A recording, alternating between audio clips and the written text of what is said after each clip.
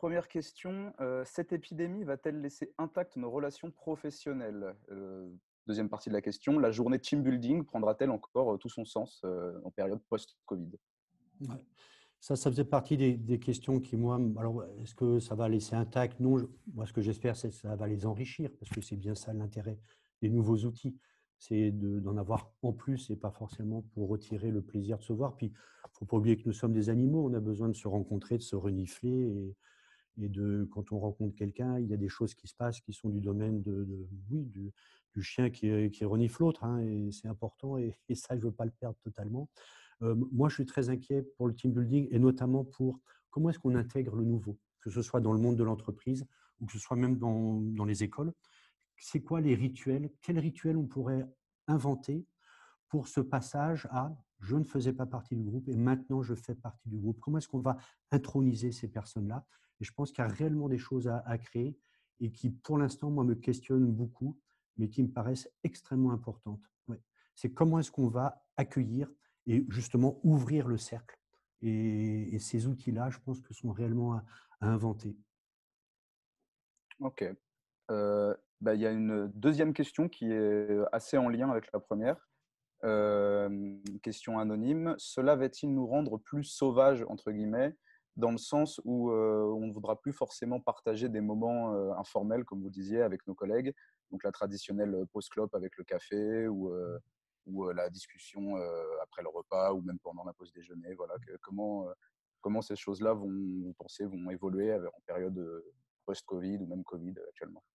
Quand nous, on a fait des interviews pour les entreprises dans lesquelles nous sommes intervenus, justement où il y avait des gens en difficulté, en risque psychosociaux, dans chaque interview, et ça les m'avait vraiment frappé, est arrivée cette histoire de machine à café comme le lieu hyper important et qui leur manquait terriblement. Et la machine à café, ce n'était pas juste pour parler de l'intime et du personnel, mais c'était aussi même parce que c'est une aide à travailler correctement avec l'autre, parce qu'on peut se donner des infos, on peut dire: «Ah oui, dis donc, au fait, tu n'as pas vu tel dossier ou telle autre chose». Ce que moi j'ai remarqué, c'est que, mais peut-être aussi avec les outils de maintenant, ça donne une forme de brutalité dans les relations.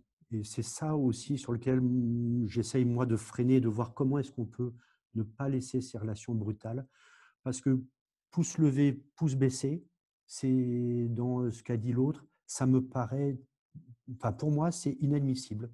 Je ne peux pas résumer ma relation à l'autre à je t'aime pas, reste ici, tire-toi, tu m'appelles, je te coupe brutalement. Tout ça, pour moi, il faut vraiment, vraiment faire attention à ça. Et pour faire attention, je vais le dire différemment. Je suis frappé, on dit souvent que la première impression est très importante, oui. Mais je suis souvent frappé par des gens que j'ai pas aimé du tout au premier regard, à la première rencontre, mais parce que du temps s'est déroulé, j'ai fini par les découvrir comme des gens formidables et avec qui je souhaitais garder un lien. Donc je pense qu'il y a quelque chose où il faut se méfier du côté trop, trop, trop rapide. Il faut se créer des espaces et se donner du temps pour pouvoir créer du lien. Et ça, c'est vraiment, pour moi, un vrai, vrai sujet pour éviter cette brutalité. Merci pour votre réponse. 3e question, j'en ai pas d'autres pour l'instant. Plus en rapport avec la jeunesse cette fois-ci, mais aussi en rapport avec nous. Des études prouvent que depuis l'émergence de la digitalisation, les adolescents, les enfants sont de plus en plus introvertis. Est-ce que vous pensez que le Covid et les répercussions du Covid pourront avoir les mêmes effets sur nous? C'est-à-dire qu'on va vraiment se renfermer, Bien sur sûr, nous-mêmes et sur, bien sûr. Mais je ne sais pas qui prend le métro en ce moment. Moi, je le prends assez régulièrement. Ça m'amuse de compter le nombre de personnes qui sont sur leur écran de téléphone et avec qui on n'a pas un seul échange de regard. Donc oui, on est introverti, on est replié sur soi-même. Quand je disais des trucs pas très aimables sur ces réseaux sociaux, où finalement on cherche à se célébrer soi-même ou à chercher des gens qui pensent exactement comme nous, voire même les sites de rencontres où il y a des questionnaires où on voit bien que le fond de l'affaire, c'est trouver son semblable, mais dans ce que le terme semblable peut avoir de terrible, parce que si c'est juste du superposable et du pareil, ça n'a pas un énorme intérêt. Donc là-dessus, oui, alors l'étude, je ne la connais pas, mais je veux bien accepter qu'elle existe et que c'est ça le résultat, ça ne m'étonne pas beaucoup. Et c'est pour ça que c'est important d'avoir toute cette communication et notamment cette manière de questionner l'autre. Ou si moi je te demande maintenant, bon, est-ce que ça va? Tu vas me dire ouais, ouais, ouais. Bon, et voilà. Et je n'ai pas vraiment crevé ta bulle. Mais si je m'intéresse vraiment à toi et je te dis, alors, dis-moi aujourd'hui, comment ça se passe pour toi? Raconte-moi. Je te donne du temps et de l'espace pour me raconter quelque chose et puis t'empêcher d'être totalement introverti, mon camarade. Réponse plutôt efficace. Quatrième question, très courte et assez directe.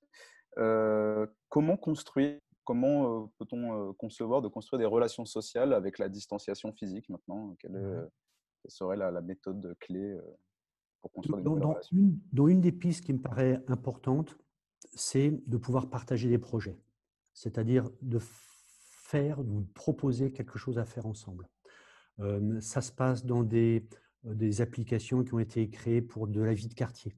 Dans mon quartier, je sais qu'il y en a une, et ça veut dire que des gens qui ont une même envie, un même but, mais le but pouvant être tout simplement de jouer aux cartes ensemble ou de faire une partie d'échecs. Ce n'est pas forcément des buts d'aller révolutionner notre monde et de mettre à terre notre gouvernement actuel. Ce n'est pas, voilà, c'est pas forcément des buts aussi importants que ça.